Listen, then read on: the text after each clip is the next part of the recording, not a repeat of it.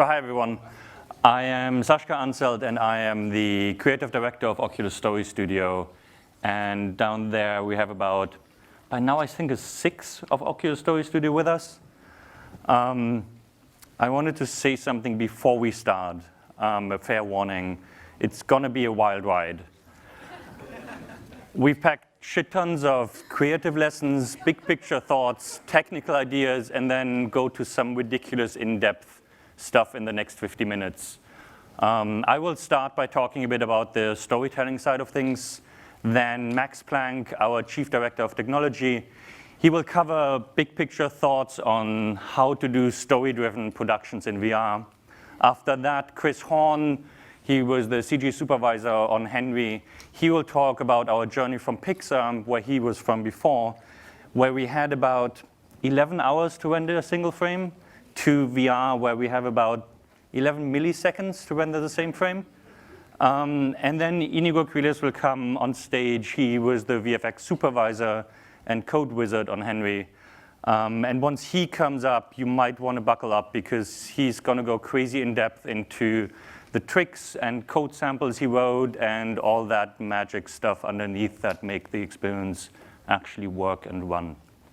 But we start slow. It's just me talking a bit about creative storytelling lessons. And I think the best is to start with our very first experience that we did, which is Lost.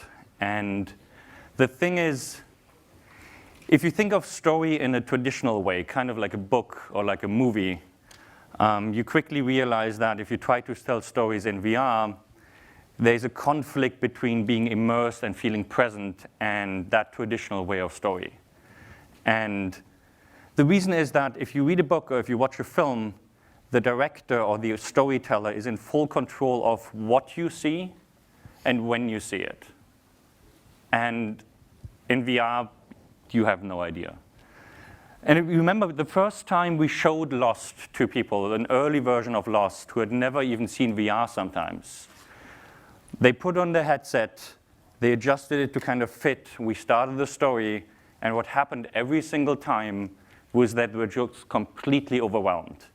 They didn't know where to look, they didn't know what to do, kind of just being there so suddenly was so fascinating that they were utterly distracted. And if you have an audience that is distracted, then it doesn't matter how good your story is, no one is listening. So we knew we had to do something, and the key was to look at the same patterns of the beginning of a story in different mediums. So we looked at film, and if you think of when you go to a cinema, there's actually a ritual that you go through to be ready to listen to a story. And what happens is you go into the cinema, you settle down in your seat, you put your popcorn next to it. At one point, the lights start to dim. Long ago, the curtains used to open, title credits start, and it's like a slow ritual that makes you understand, and we're trained to understand, forget where you are, forget that you're in a cinema, a story is about to be told to you.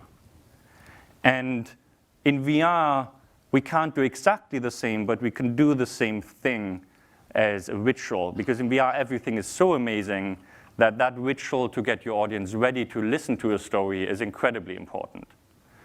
And the first thing of that challenge was figuring out what we call the in. And that is the very first thing that you see. Because we start on black, what should be the first thing someone sees? And with Lost, this, with some people, might be the very first thing they see in VR ever. And so we wanted to find something that takes you as an audience by the hand and step by step brings you into the world of VR, instead of just dumping it on you and kind of overwhelming you with it. And that is how the idea for the very first thing you see in Lost came from. And the first thing you see is Phi, the firefly. And our thought behind Phi was to have the first thing be something tiny, the opposite of overwhelming, something precious, something graspable, a friendly face. And to have her be our guide into the world of VR. And she will fly left and she will fly right, and people instinctively know, oh, I can look left, I can look right. And they get used to that concept. And the beautiful thing about her was that she's interactive, she's alive, because we do real-time storytelling. And she knows where you are, so she will always follow you wherever you stand in the volume that you can move around in. And if you get too close to her, she kind of skitters away, she gets scared. And we kind of subtly introduce the idea of, as an audience in VR, you're not passive, you're active. You can move around and do things, and things can react. And it was beautiful, like when we saw people see Fee, they played around with her. They were like, ooh, what is this? And instinctively, they did all these movements we kind of taught them to do. So by now, people totally forgot that they're actually wearing this headset because they're intrigued by something. And that is when we open up to the setting. And that is that beautiful forest at night. And the biggest challenge comes at that point, because at that point, the audience can look anywhere. And that means we lose that control we had as filmmakers, and we all come mostly from film. But what we decided to do is we shouldn't force the viewer to look somewhere. We should do the opposite. We should embrace what is really nice about VR, and that is that you can explore yourself. So we decided at this moment to just let go of our control and give the audience time to just look around. So you can get used to where you are, what is this place where you're at, explore your surrounding and get settled in. And we found that about a length of 40 seconds was kind of the time people took to take everything in and to get settled in and feel relaxed. And we waited that long to then finally start our story. And then we copied another established ritual from film in this case, because we thought that is what people are used to. And what we did is we started title credits. And the idea is that that is a soft nudge that the story is about to start. We're calling you to kind of the story.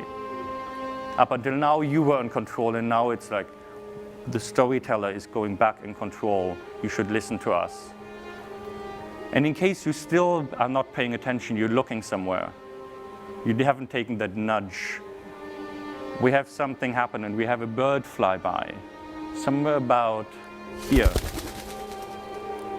And that bird actively grabs your attention. Like, it sings even to you. It calls out to you that you should listen to the story that is about to be told to you. It's our call to story, the second thing. And we continue this call. It's multiple steps that we did, with the very first thing that happens in the story of Lost, and that is that you hear a strange sound from within the forest. And for that sound, we used spatialized audio. So you know it is coming from your right. And it's a hint for you to look to your right. And we actually wait with the story a certain amount of time to start before you actually look there. And that is when the story of Lost finally begins. Because we know by now we have your attention. You're settled in, and we have your attention. So to recap, it's the in the beginning. Think about what is the very first thing that you see. Because people have different things where they're just suddenly in a booth, or they suddenly put on a headset, they sit at home. Take them by the hand and bring them into the world. The letting go, the moment where you let go a bit of, oh, I want to tell someone a story. Let people just settle into whatever space they're in. And then find a way to do a call to story that is not forceful, but that is soft and subtle, where someone just gets the idea of, oh, something is about to happen. And me as an audience, I'm intrigued and I want to follow what happens. Because then people will follow your story. And then people are ready to follow your story. And to us, these were incredible moments we found because we struggled with them, and then we found solutions. And now we use them on every project we do. And I hope that they kind of help you to understand you can take existing storytelling grammar. You just have to find a way, how is it applicable in VR? And that is the part for the creative lessons we worked on. I want to bring up Max Planck. He's going to talk a bit about how the heck to do that in production. Right. Thank you, Saschka. So we're now going to go into some of the technical problems we had.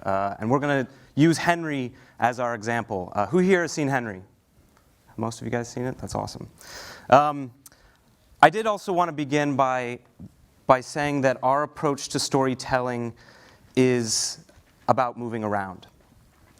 I was convinced that I wanted to be a storyteller in VR with the DK2. When I could move around in a space, that's where I felt presence. And so we want to create an experience that you can move around, that you can engage characters. And so we believe that you should tell stories in real-time environments using a real-time engine. Now, we've called this a few things. We say VR films, VR movies. I think our favorite term right now is immersive cinema. But we know that this is a type of medium that as it evolves and as we get better at this, it will differentiate itself. So maybe we can just start calling them something like immersives. So for this technical section, we're going to go through 5 problems that we think are worth solving. And for a lot of these problems, we have solutions, but we're not satisfied with them. We keep evolving them. And in some of these cases, we haven't even tried solutions. We just have ideas. And so a lot of times, I'm trying to spark a discussion as much as I'm trying to give out some thoughts. Let's see. So first, I want to start with, how do you iterate cheaply with story? So it turns out that concept art, to explore your environment, explore your space, works great. We use this in films, in games, in theater. It's a great way to discover your world. This is early concept of Henry's home. Here's a little bit more concept. I love this. This is a production design work from Kendall Cronkite, and she really helped flesh out Henry's home. Discovering character using illustration and art. This is early concept art of Henry. And here's fleshing it out a little bit more with a concept render. So a lot of us at Story Studio came from feature animation, from DreamWorks, from Pixar. And so we were familiar with finding a story through an animatic, through a storyboard. And so this is actually early storyboard for Henry. It is not the story that made it into the final cut. But we put this together and we felt it was good. We loved the pacing of it. We loved the character. It was very cute. And then we started putting it into previs. So this is early previs of Henry. And what felt good with a storyboard didn't feel good in VR. What felt good as pacing in storyboard felt rushed in VR. What felt like a simple story felt complicated because you were dealing with presence and story at the same time. We also found that it was weird to be present with Henry and him not acknowledge you in some way. And so very late in production, we changed the story. And we think we found a really great story as a result, but it was in a very expensive time. This is not how you want to iterate cheaply. And so we actually failed at this. And we think that we need to figure out this problem in our future projects. So we're now working on Bullfighter and Dear Angelica. Those are our next 2 shorts that we announced. And we have some ideas. We think we could take a page from game prototyping. Maybe we can use mocap as a quick way to flush out some story and have the director try out a bunch of ideas. We also have an idea of creating VR animatics, where you're still able to gesture and animate, but in a VR space, so you're able to feel the space. And I'll talk a little bit more about that later. But I actually wanted to put this problem out there because we think there's a lot of interesting research here of how to create a tool where an artist can iterate in a VR space. So once we had a story in place, we then needed a pipeline. We needed a way for the team to work together to make a final product. Now, there was a time in feature animation and games where to start this, you had to start building your own tools. And that's not the case anymore. Times have changed, and the tools available to us have gotten cheaper, and they're weapons grade. These are things that have made many films and many great games. And so for modeling, we used Maya, Mudbox, ZBrush. These tools have been used to make incredible films and games for many years. We tended to use Mudbox for sets, and we tended to use ZBrush for characters. And that was just because of what the artists were familiar with. For rigging and animation, we used Maya. Many studios use Maya to do your rigging and animation, and it worked great. For effects, we used Maya and Houdini, both robust packages. And for surfacing and texturing, we started using Substance Painter, which was new to us coming from feature animation. A lot of us knew Mari, but it felt very familiar. And then we used Mudbox and Photoshop, things we knew. Now, the big difference for a lot of us coming from feature animation was our renderer. I came from Pixar. I was used to working with RenderMan. And now we're working with Unreal. So Unreal is the place where we get our final image. But it turned out that it was very familiar. It was very comfortable. Inigo, Chris, and I, we all have experience in feature animation from Pixar. We've only been using Unreal for a year now, and we already feel very comfortable in it. The shading model is very familiar. It's a PBR shading model, very similar to Disney's plausible shading. The lighting features in Unreal felt like they were a subset of what we knew from RenderMan. And the best part was we didn't need a render farm anymore. We got feedback immediately. The machine that was doing the rendering was right there underneath us. So when it came to the export pipeline, getting our animation out of Maya and into Unreal, we actually used the pipeline out of the box, just using FBX files. But one thing we did have to think about was, how do you break up the work? In feature animation, we use shots, right? A shot is a way to separate the story points you're trying to make, and it was an easy way to divide up work among animators. But because we decided that cuts and teleports were distracting for Henry, we didn't have that anymore. So instead of thinking of pieces of work as shots, we just thought of them as story beats, a logical breakup of the story that we could divide among the team. But this is a problem. One of the nice things about a camera cut is that it hides discontinuity. You don't realize that the end pose of one character doesn't match the beginning pose of the next shot, because the camera changes is enough of a distraction. But because you're sitting there and we aren't changing the camera, you notice every single pop in lighting, sim, animation, shading. So we spent a lot of time, especially near the end of Henry, just trying to smooth out to make sure the exit poses matched the enter poses, making sure all of the lighting in our animation worked just right. And it was a pain in the butt. But we had this cool idea. It was actually given to us by Brad Herman of DreamWorks right after we finished Henry. If you see right about here. So he told us that if you actually blink to black for a very few frames, your mind can be tricked to think it was actually a subconscious blink. And it introduces change blindness. And so right there was actually a pop in the animation that's hard to see. We think this is a cool idea, but it does have some flaws, because if you have any light leaking, your brain isn't tricked. It has enough information that it's like, I know that wasn't a blink. I know that the frame just went black. So we're still experimenting with this. Another thing we added to our pipeline is something we call Stage Manager, and we gave an example of that away today with the Henry VR trailer that was announced.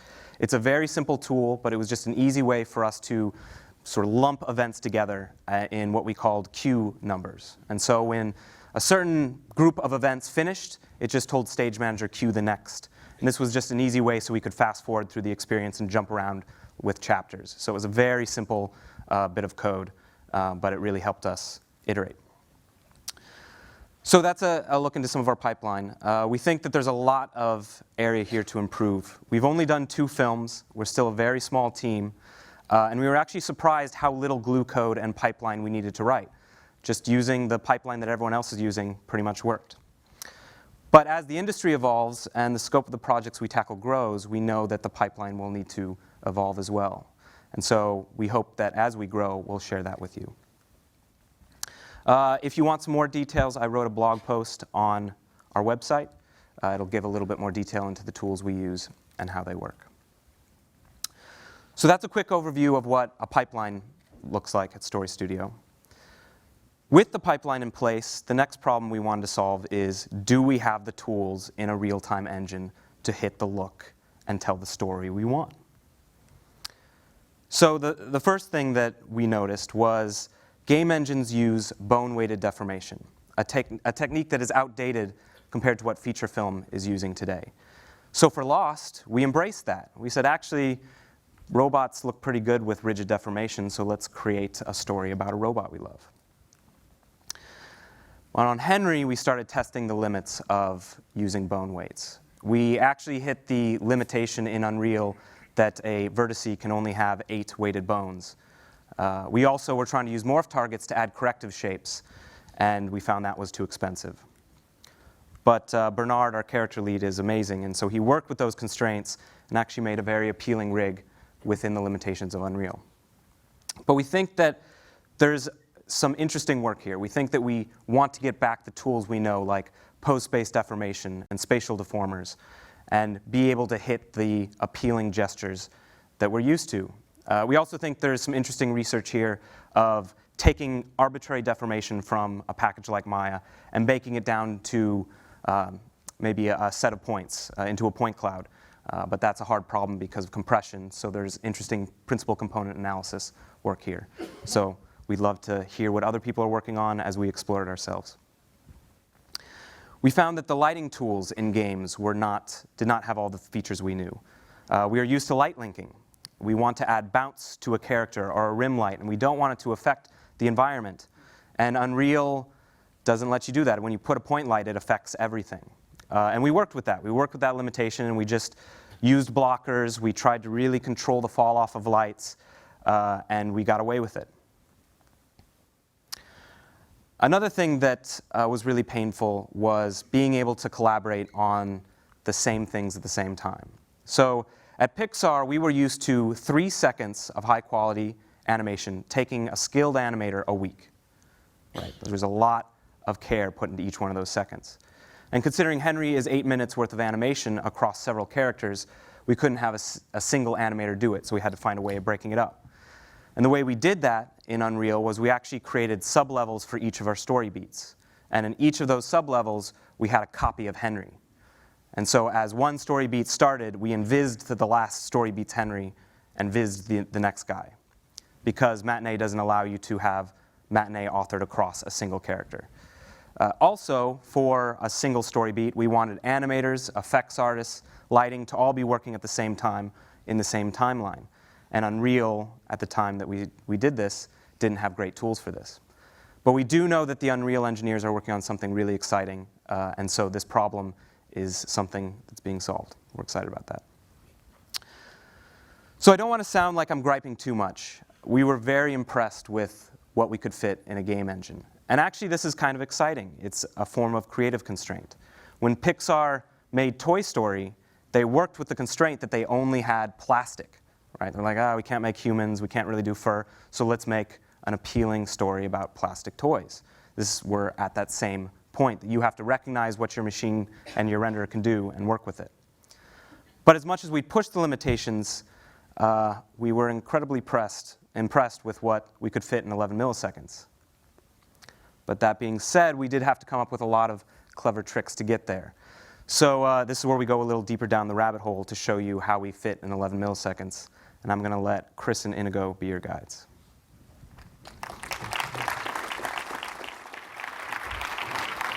Thanks, Max. So yeah, mine's going to be a little bit deeper, kind of like medium height view of optimization. So when people ask me, what's the biggest difference between film and VR, I tell them pretty much everything. The hardware you run on is different. The renderer you use is completely different. The medium as a whole is basically just completely different from film. But at its root, VR is still just about computer graphics, right? As long as you have a fundamental understanding of what's actually going on, you have a pretty good chance of making the leap from one to the next. I mean, it's all about just putting polygons on the screen. So for anyone in the film industry that thinks they might want to make the jump to VR, the best trick that I've found when you're first getting started is thinking of milliseconds and hours.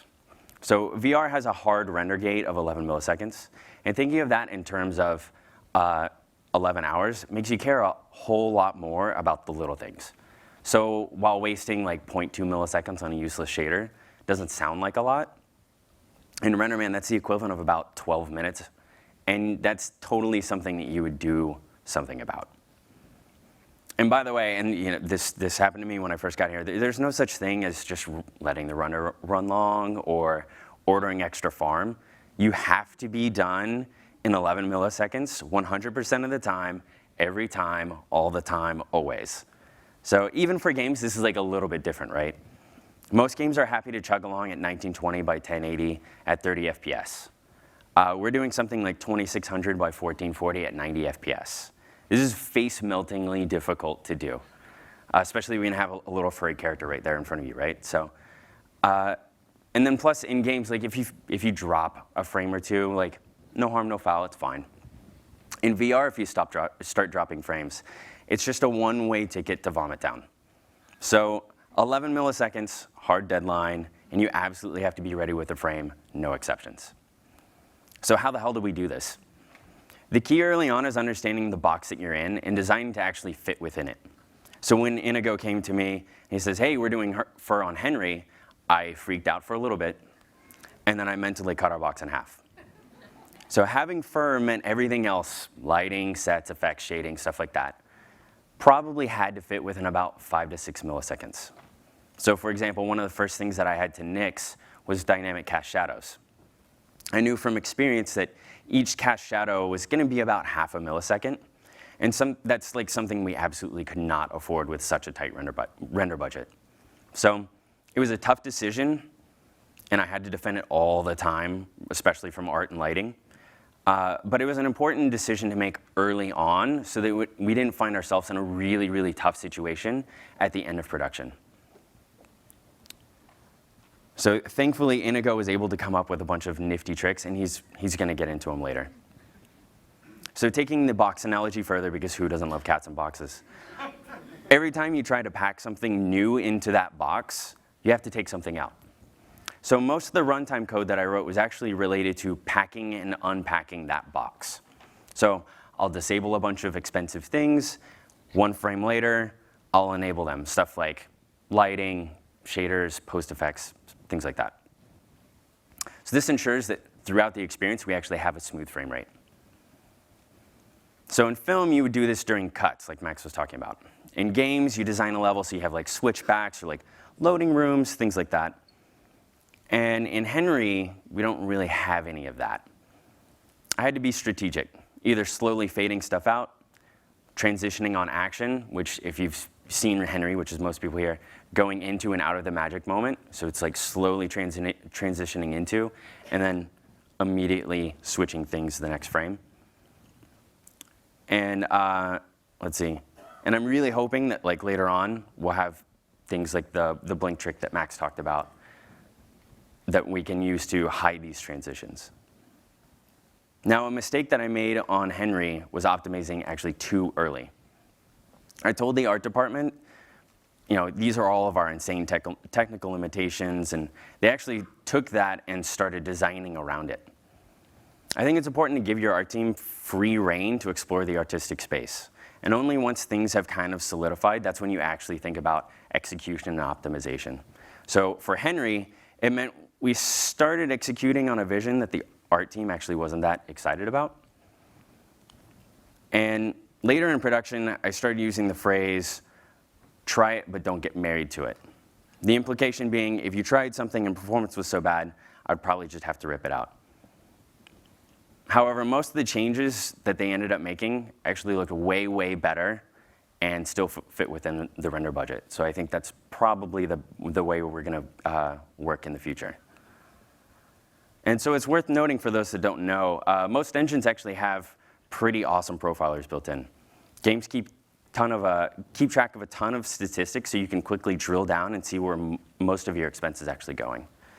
Plus, in real time, you can actually switch things on and off and get real-time feedback of where your expense is going. So you just say, show post-process shader, and you know how much your post-process shaders are costing.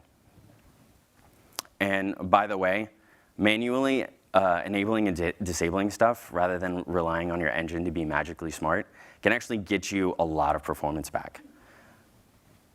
So going in and saying like, this post-process shader, disabling it might actually save you a lot of time when it's not actually doing anything. So for instance, here I was profiling these shaders, and their blend weight was actually set to 0. They essentially weren't even doing anything. But when I added up the cost of all these shaders, it was about 1 millisecond on the GPU. So I went in, created events, disabled and enabled those shaders throughout the experience, and when I profiled it afterwards, it saved about 85% of the cost. And most importantly, after all of that, is you should actually know what's going on between your CPU and your GPU. So while most internal profilers are pretty useful, things like GPU View and NVIDIA Insight are incredible for getting a low-level insight into what's actually going on. So in Henry, when I finally actually got some stuff out of GPU view, I found that we had this giant bubble where our GPU was just sitting idle. This is the frame that I looked at and was like, oh, we have a problem. And all it took was changing one little setting from a 1 to a 0, and we ended up getting 40% of our performance back. So without that knowledge, Henry would just be this like low-resolution, frame-dropping mess. That easy. That's how it always works, right? So with that, I'm going to let Inigo talk about the crazy tricks that he used to make us hit frame rate.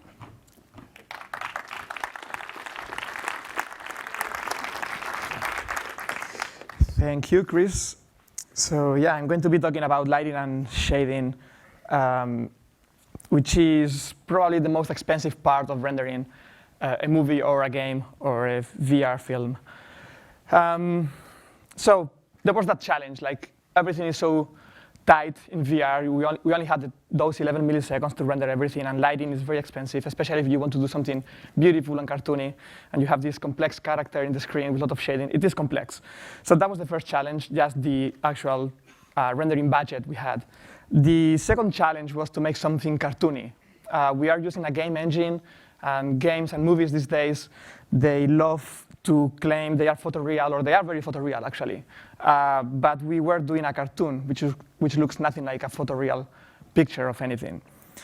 So we had to tweak the engine, and I will explain a few of the tricks. So those were the two challenges, performance and look development. As you can see, that's one of the color keys we had as a reference for doing lighting and shading in the movie. And again, it doesn't look like anything real. It is maybe motivated by real effects like light bouncing around, but there is nothing in that painting that can be made with the regular lighting equations and lighting models.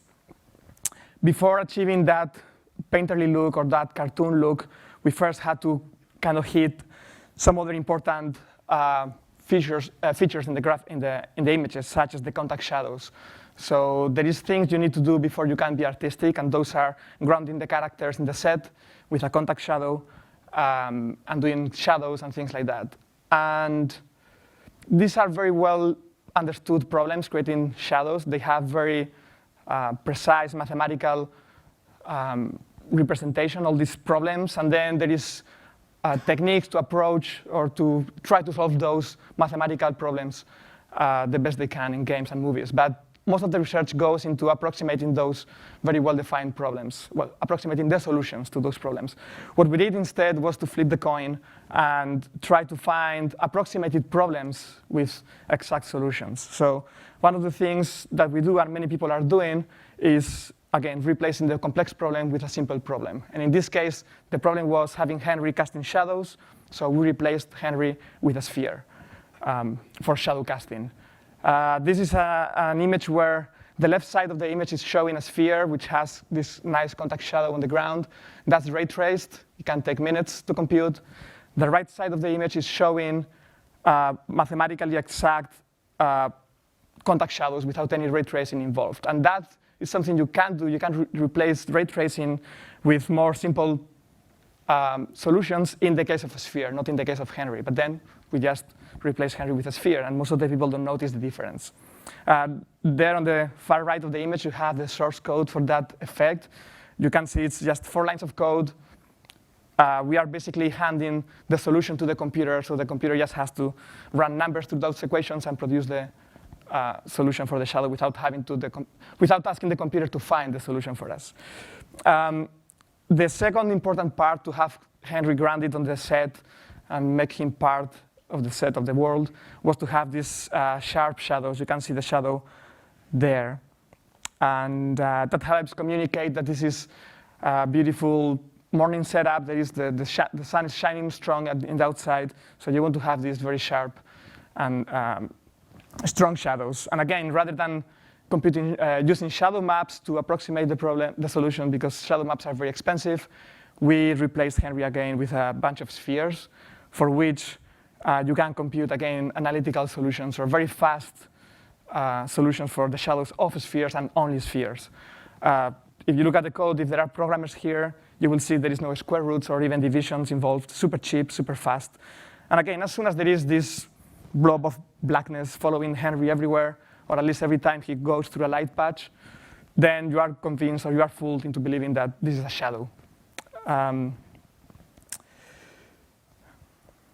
Yes, then we also have all sorts of contact shadows. So we did put all of our effort into Henry himself and his contact shadow on his shadow, but there were all these other props around which actually move. As you saw in the movie, they fall apart, they fly away.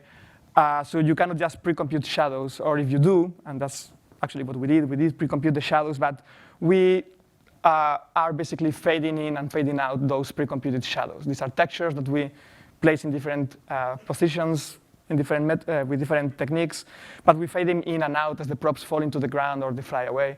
And again, most of the times you are looking at Henry, so you don't really see that happening. If you look, you can actually see it, but transitions are smooth. We are making them at the right time, and most of the times looks pretty good. So once we have the basic for a believable image, which are contact shadows and shadows, that's when we start now adding the cartoon effect to it or making it more artistic.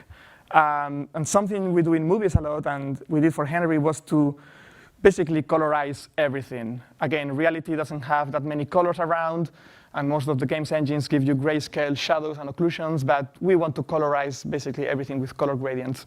And this is a proof of concept where we developed some technology so we could selectively, again, do color treatment to different volumes in space. So you can see the chair on the left of the image is very gray and desaturated. The rest of the set is red and warm.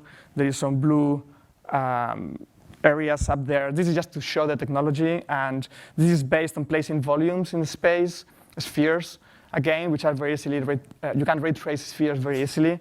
And then inside the sphere, we have a volume of fog, which we normally would have to ray march, but to kind of accumulate fog and how much color treatment we do, which is proportional to the amount of fog.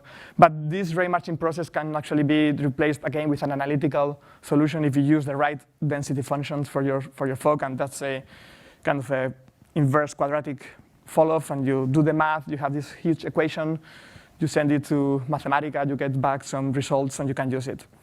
And basically, that means that per pixel, we do these few computations, some dot products, and that tell us how much color grading we are going to do for that pixel in a very 3D and volumetric way, which is what you need for VR. You cannot just do 2D tricks where you paint on the image based on just 2D pixels. You have to do things volumetrically, otherwise you see the cheat. So we used that a lot. We used all these colorizers a lot. So Unreal Engine gives you a great starting point with the global illumination baking system they have.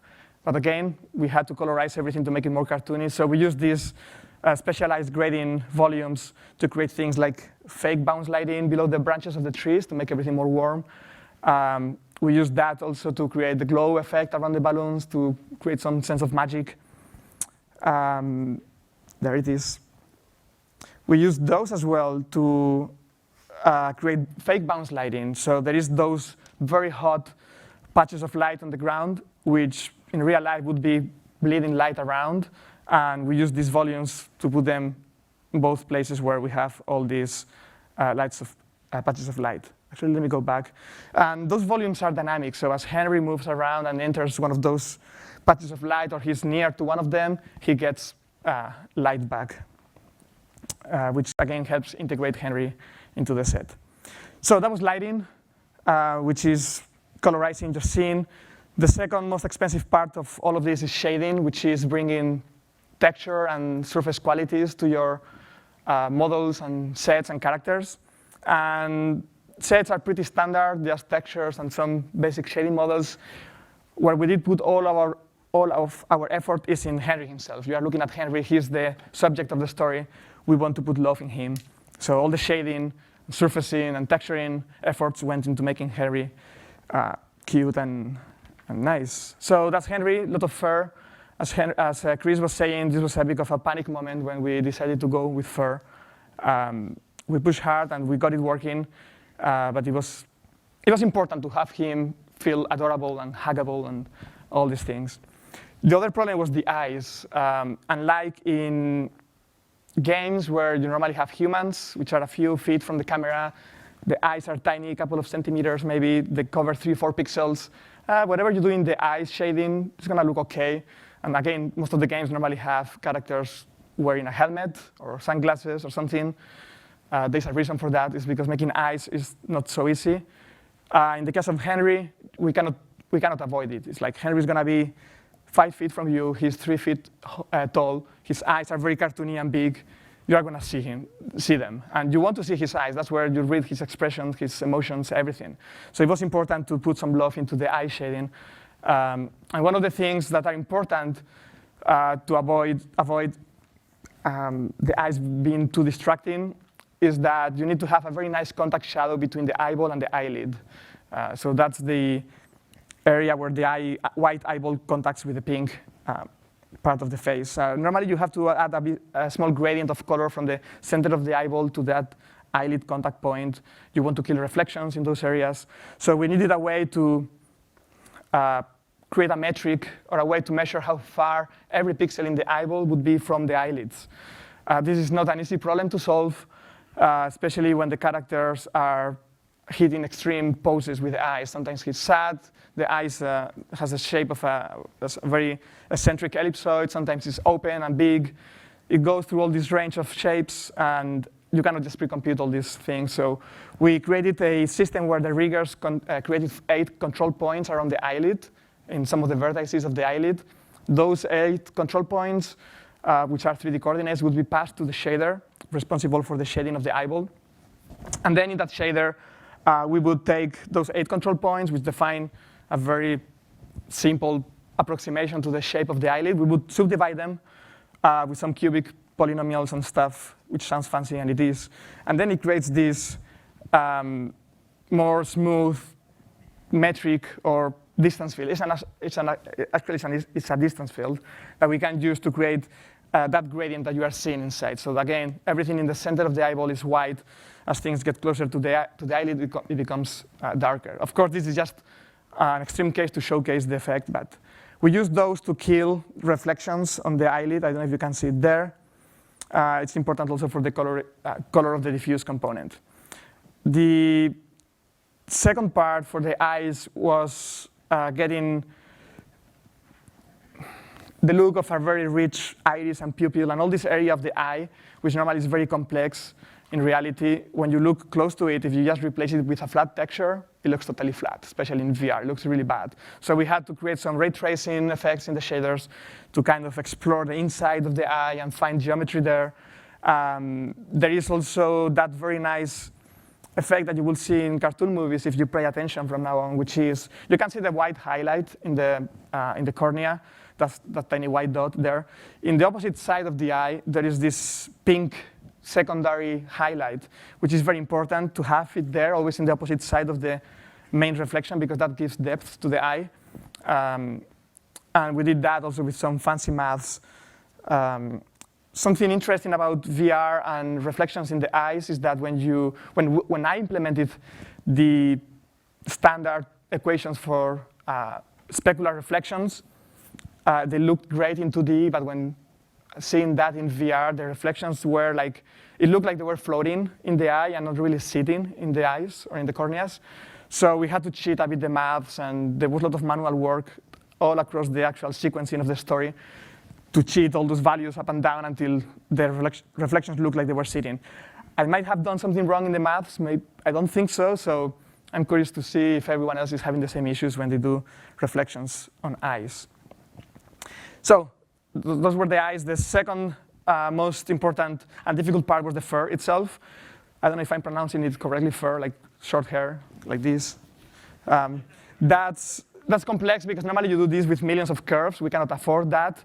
In VR, in real time, in 11 milliseconds, we cannot have a lot of tiny elements. So we replaced hairs with old school texture cards. So we grouped hairs, like 4 to 6 hairs in small texture cards, which was okay, not a big deal. We have, I think, 20,000 of those for Henry.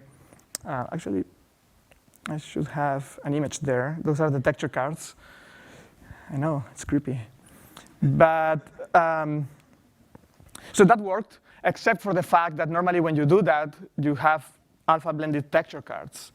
And Unreal Engine is a deferred renderer, so it doesn't play nicely with alpha blending. So we had to replace, and also you cannot just sort all the cards back to front or anything, because then in VR you would see the popping as the character rotates around. It's very distracting. So we wanted to have some per pixel sorting without the ability to have that. So we replaced basically transparency for coverage by using some dithering techniques where basically every pixel would be either totally opaque or totally transparent.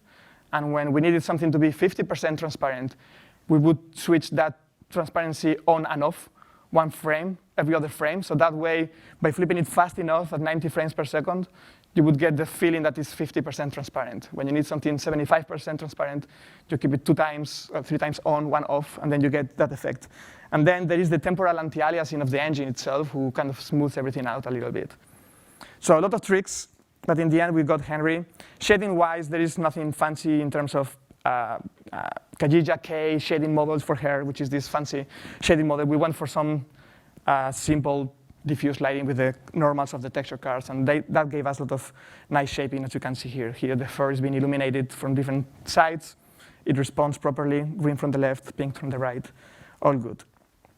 So that's all we did for shading, and I think now it's time for Max to jump in the stage.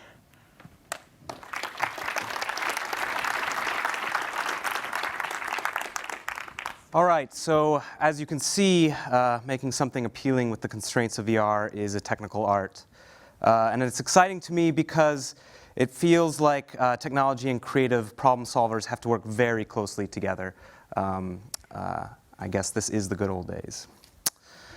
Finally, I'm going to talk about a problem that we have not yet tried to solve, but we feel like desperately needs a solution. With both Henry and Loss, we were authoring in screened experiences, right? In Unreal, you author in a window, but our target viewing medium is VR. Shouldn't we also be authoring in VR? Yes, absolutely. You guys might have seen this in the keynote. This is the tool Medium. Medium is a sister team of ours. We work in the same office. And we think that this is the closest thing we've seen to maybe what VR storyboarding could look like.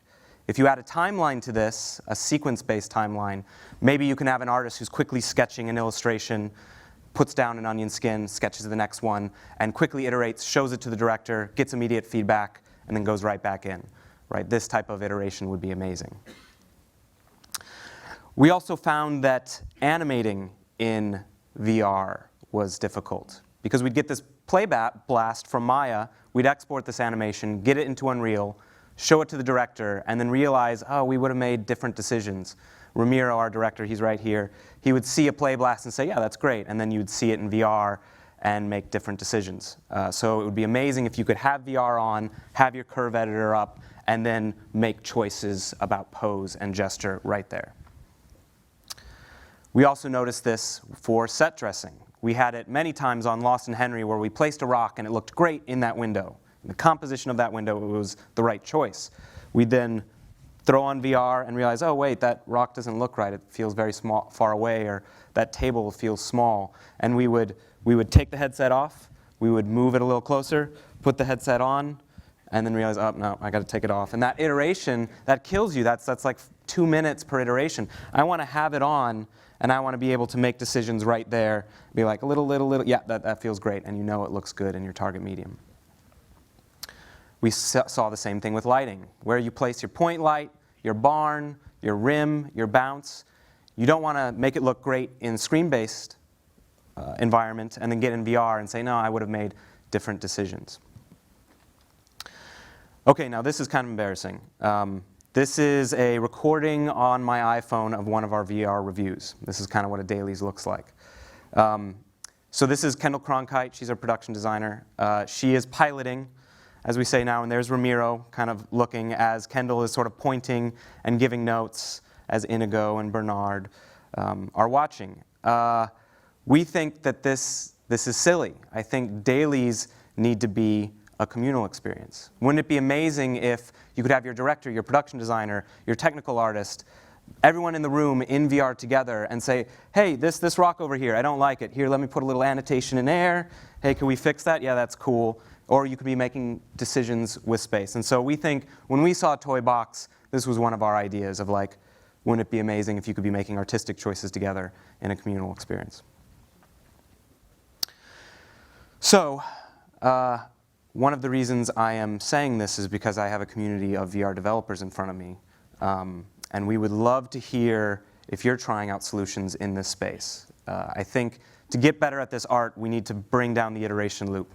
And so I want to be authoring in VR. Right now, we probably spend maybe 30 minutes of our day, 40 minutes of our day in VR. Most of it is still in traditional screen-based authoring workflows, and we're only peeking into VR to make sure our decisions work out. I would rather be working in VR more of the time. So it's exciting that there are no end of the problems to solve. This is just 5 that we picked out that we thought were interesting. Unfortunately, the problems are so big that there are too many of them for us to be the only ones exploring. And that's why Story Studio's mission is to inspire and educate. And the reason why we're sharing what we learn is that we want to inspire you all to think of these same problems or share the kind of problems you think need to be solved. Because in the end, it's our hope that we learn much more from you all than what we can learn on our own. And with that, I'll let Saschka finish up.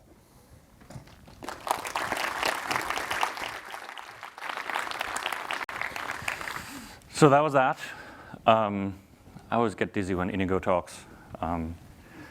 Yeah, just to wrap it all up, and then we have a bit of Q&A, I wanted to say a few things. I think it's always important to remember where we are in the evolution of this medium. We talk about this a lot, but I think it's important to always remind ourselves of that. And we keep going back to kind of the beginning of film. And I think in regards to learning how to tell stories, it's remember that too. It's important. And at the birth of film, and for years to follow, everyone was just trying to figure out how to use the medium to its full potential.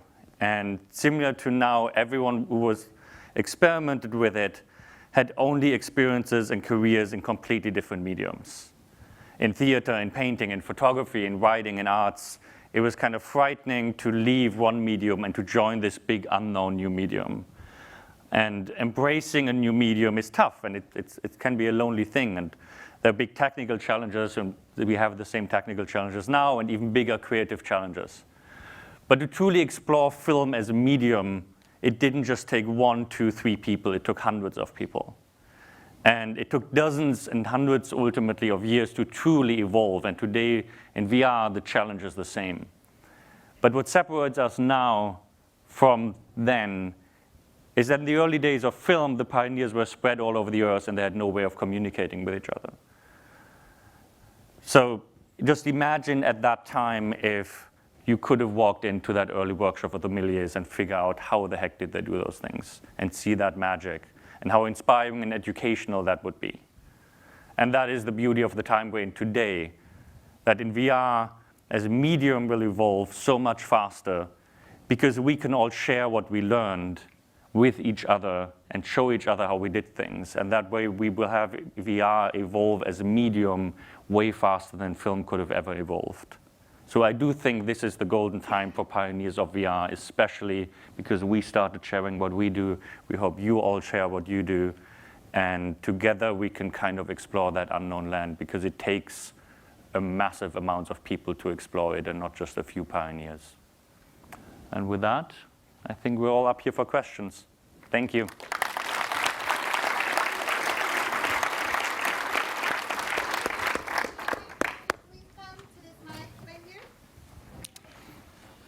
Gentlemen, thank you very much. My name is Jan Nordman. I work for Fraunhofer, an audio company.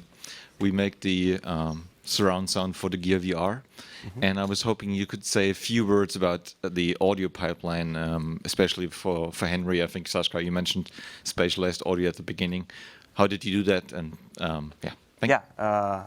We used the Oculus Audio Spatializer. We mixed it in WWise.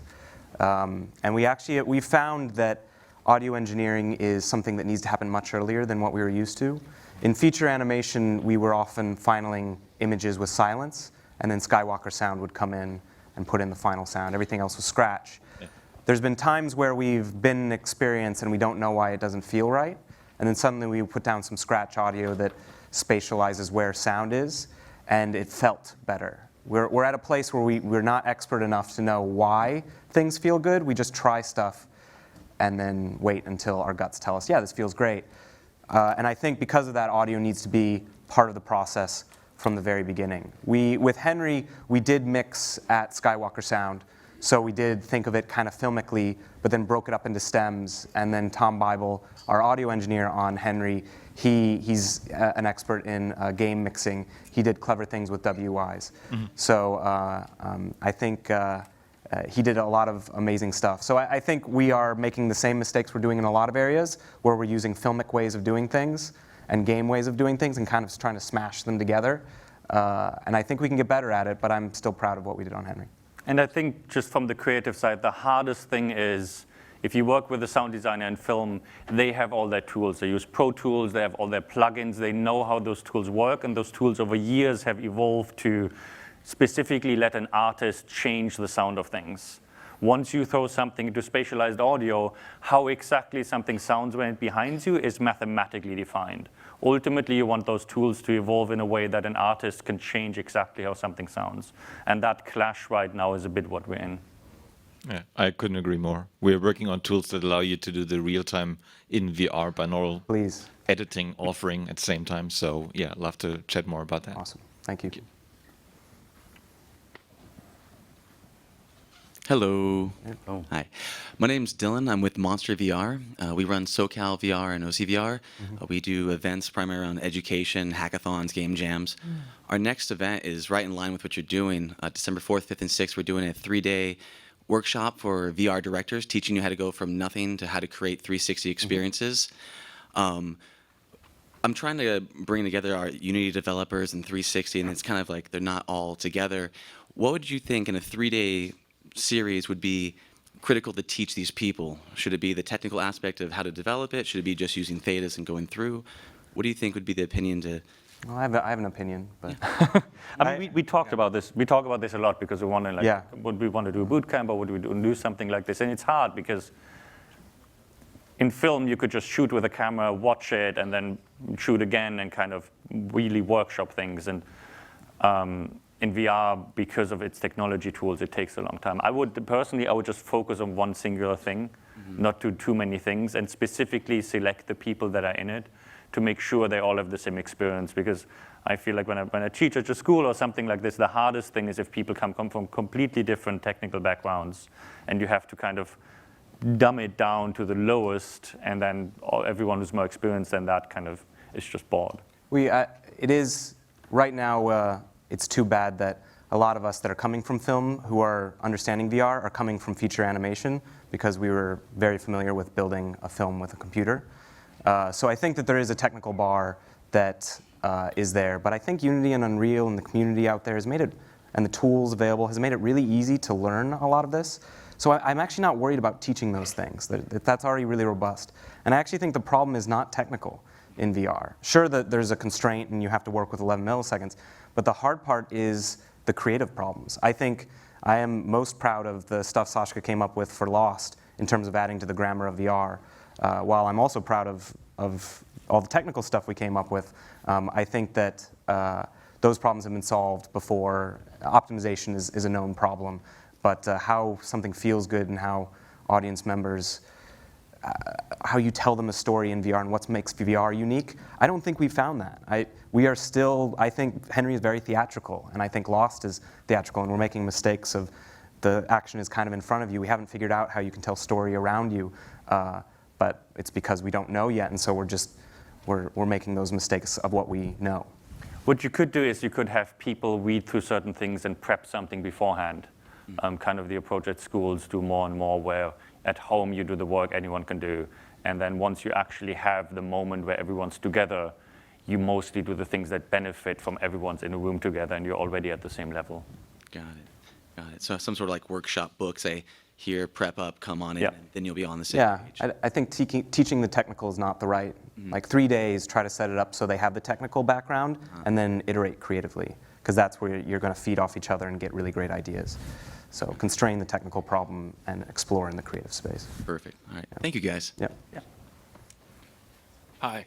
My question relates to live action 360 capture and whether you guys think that that's a worthy endeavor, because there's been a lot of people outside of Oculus officially that are working on it, some of them venture-backed, but a lot of us are more at the indie stage where we don't have access to lots of money, lots of capabilities, lots of resources.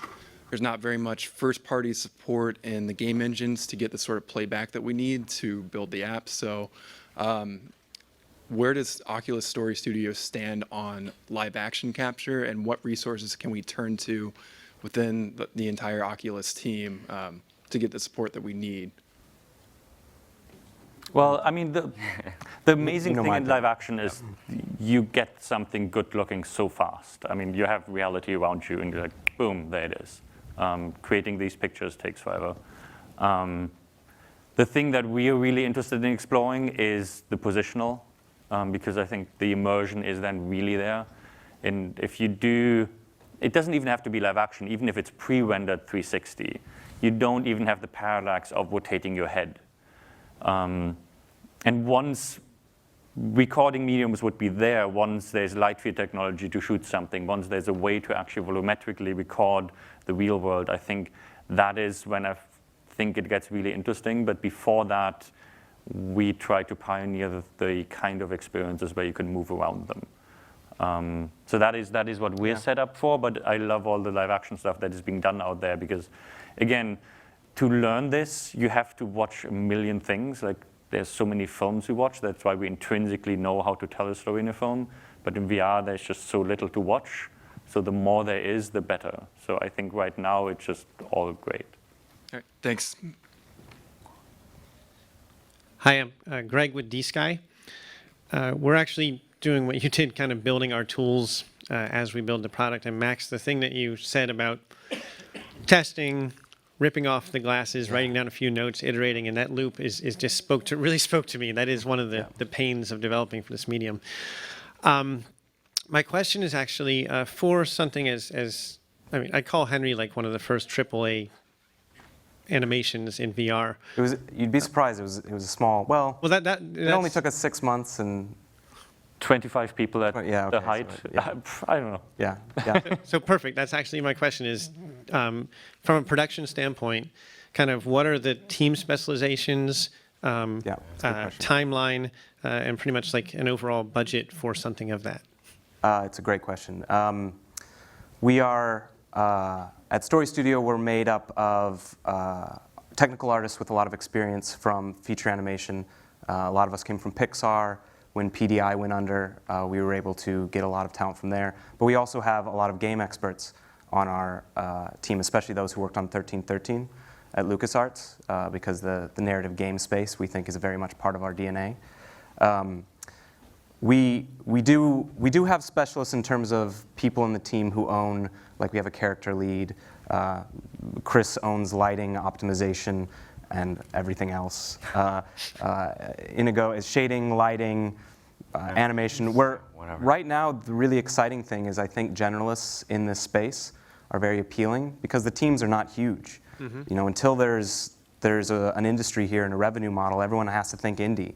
And so if you come into a team, even our team, who's probably one of the bigger teams in the space, we're still generalists. When I talk to someone about joining the team, I'm like, I know that you were maybe amazing at this one thing you did at Pixar, but remember that stuff you did in college where you explored other stuff? I'm going to ask you to do that stuff again, and you're going to have to own a lot more of this space. It's cool because everything is in real time, and because the tools are already there. Our engineering team is very small. I am a producer, the supervisor of the film, and I am the only full-time engineer. Well, C++ engineer, although Inigo, I would say that you are an artist engineer. Chris can write some code, and we have another guy who's from games who does part-time. That's it for our engineering team, and the rest are technical artists, because we're using already existing tools that are already robust. So I actually would encourage you not to try to build huge pipelines or huge customization. Just start solving the creative problems with the tools that exist. And part of the reason for us, it's the projects are 6 months because we learned so much from them. Doing something that takes a year would just be silly because midway through we could just restart the whole thing. So that is part of the reason for the length of them. And I think keeping the team under 20 makes sense because you still all collaboratively work with each other. Once you go above that, you need someone to manage stuff. You grow suddenly into something where things get chopped up into too many tiny pieces.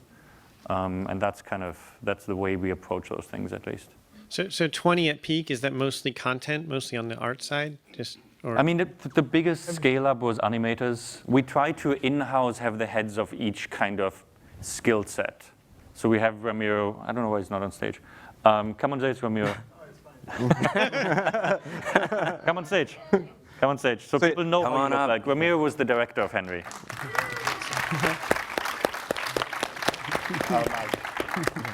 I have to talk through you.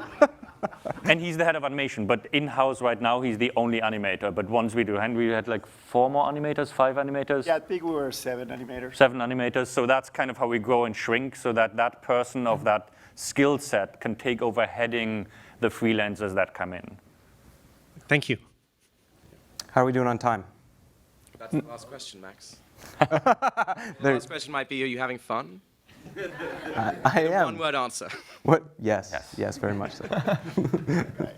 Who is this guy? This is Edward. He's a producer at Story Studio. Well, he's the producer. The producer, yes.